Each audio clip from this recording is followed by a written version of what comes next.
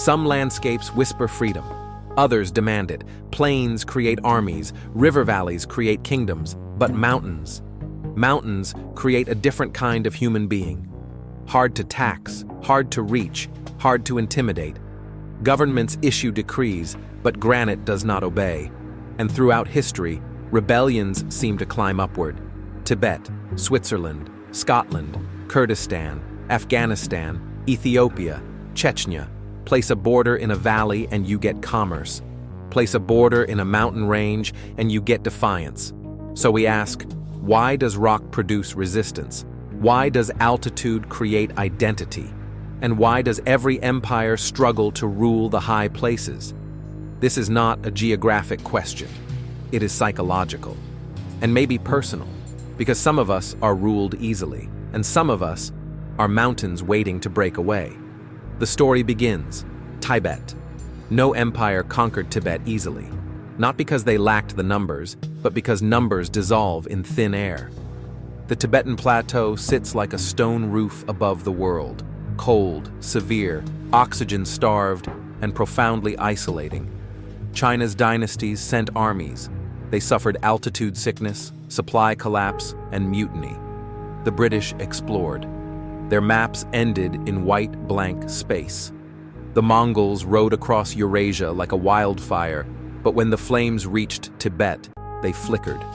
A landscape that looks empty is never empty. It builds something internal, cohesion without authority, unity without decree, faith without enforcement. When the Qing Empire finally established influence, it was never absolute.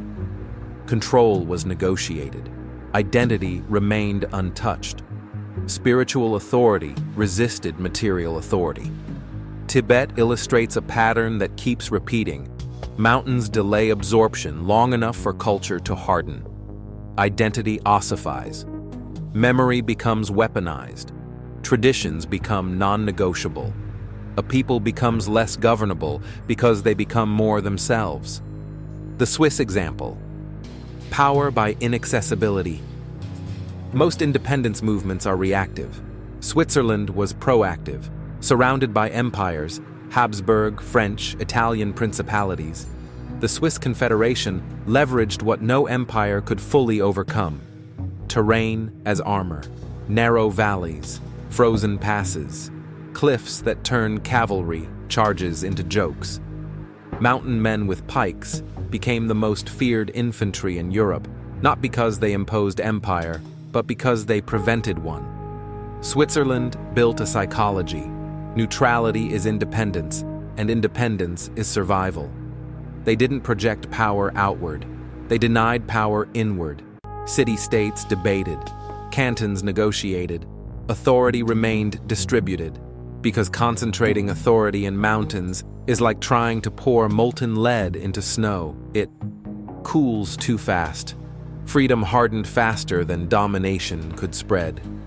Scotland. Identity in the Highlands. For centuries, England tried to rule Scotland. The borderlands bent, but the Highlands did not. Clans operated like microstates. Kinship mattered more than monarchy. Honor traveled faster than law.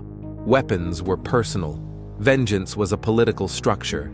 Try taxing a Highlander and you invite a raid. Try regulating cattle routes and you discover what cattle mean to survival. It wasn't that Scotland loved war.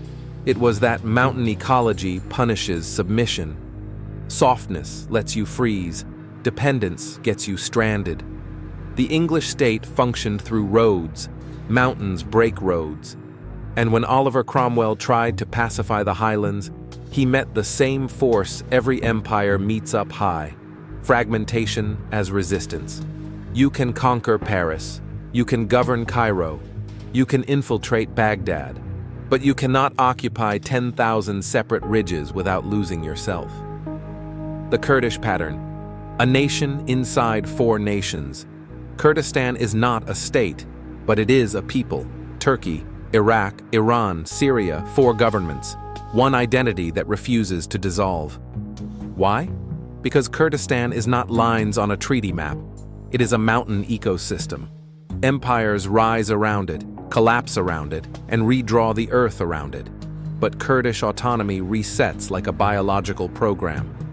When Baghdad tried to rule them under Saddam, they fled into the mountains and reorganized. When Turkey tried to suppress them, the resistance became permanent. Every failed occupation reinforced a belief: if power cannot reach you, power cannot define you.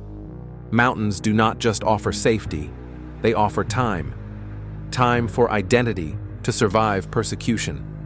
Time for memory to turn into destiny. The Kurds are not stateless because they lack unity. They lack a state because geography granted them something more subversive: a cultural immune system. Afghanistan. The graveyard is geology, not mystique.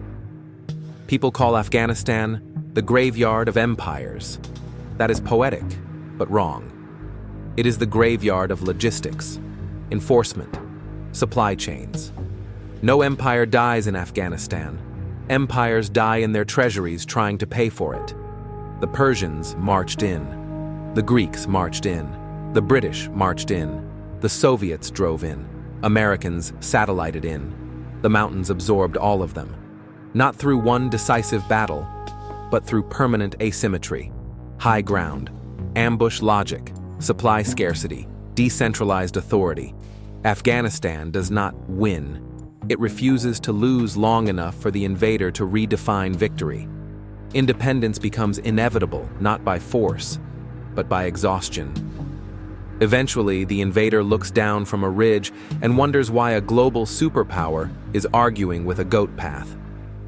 Ethiopia. Impossible to swallow. Italy wanted an African empire. It got a lesson in altitude. Ethiopia's mountains broke supply lines, fragmented battlefield coordination, and allowed the Ethiopians to mobilize hyper-locally. Instead of a front line, Italy fought 1,000 small wars. And Ethiopia did what mountains train civilizations to do: fight without expectation of rescue. When you grow up self-reliant, you never negotiate identity for subsidies.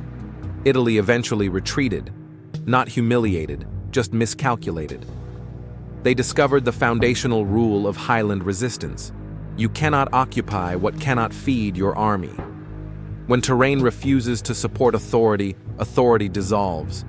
Ethiopia stayed independent not through invincibility, but through inaccessibility. Chechnya. When landscape shapes willpower. Chechnya combines everything we've discussed: harsh mountains, micro-tribes, personal vengeance, honor culture, and a legacy of defying larger states. For Russia, conquest meant roads, checkpoints, taxation. For Chechens, resistance meant blood loyalty and terrain. When you cannot tax a valley, you cannot pacify it. And when every hillside shelters an armed cell, your definition of control becomes abstract. Chechnya reveals the psychological heart of mountain autonomy. The environment makes collective punishment ineffective. The desire to resist becomes generational. Children inherit memory. Memory becomes prophecy. And the more the empire pushes, the harder the granite becomes. So why mountains? The core pattern. Now we arrive at the pattern. It has nothing to do with altitude. It has everything to do with constraints.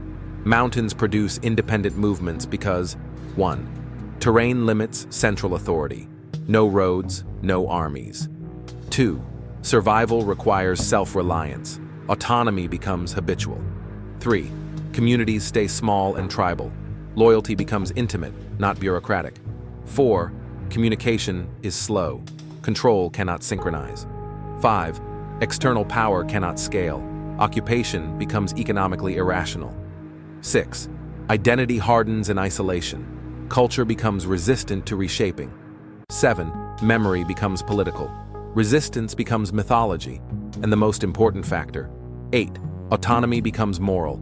Freedom is not a preference, it is oxygen. The psychological analogy: everyone has mountains. This is the part where geography becomes personal. You don't need to live above tree lines to understand mountain psychology. Every one of us has pieces of identity that refuse to be governed, habits that resist correction, beliefs that refuse revision, wounds that reject diplomacy. We define independence not by laws, but by emotional terrain. Some people are valleys, conforming, flowing, merging. Some people are mountains, unyielding, shaped by hardship, unwilling to soften.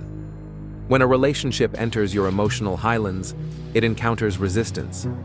Control becomes impossible. Negotiation fails. Independence movements erupt, not politically, psychologically. Because freedom is rarely a political act. It is a survival mechanism. The final question: what kind of land are you? Empires always misunderstand mountains. They believe authority is universal. They assume roads will reach every village and laws will reach every heart. But climb high enough and you see truth. Not every landscape is meant to be ruled. Not every identity is meant to be absorbed. So we end where we started, with a question. Why do mountains produce independence movements? Because altitude teaches humans a rule that the lowlands forget. What you cannot dominate, you must respect. Maybe nations are not the only ones who need that reminder. Maybe each of us has a ridge, a private highland, where negotiation ends and selfhood begins, where compromise becomes surrender, where freedom becomes identity. So the real question is not geological. Where are the mountains inside you, and what empire is trying to climb them? If you found this story fascinating, like, share, and subscribe to Timeless Questions channel, where we explore the civilizations, ideas, and mysteries that shaped humanity.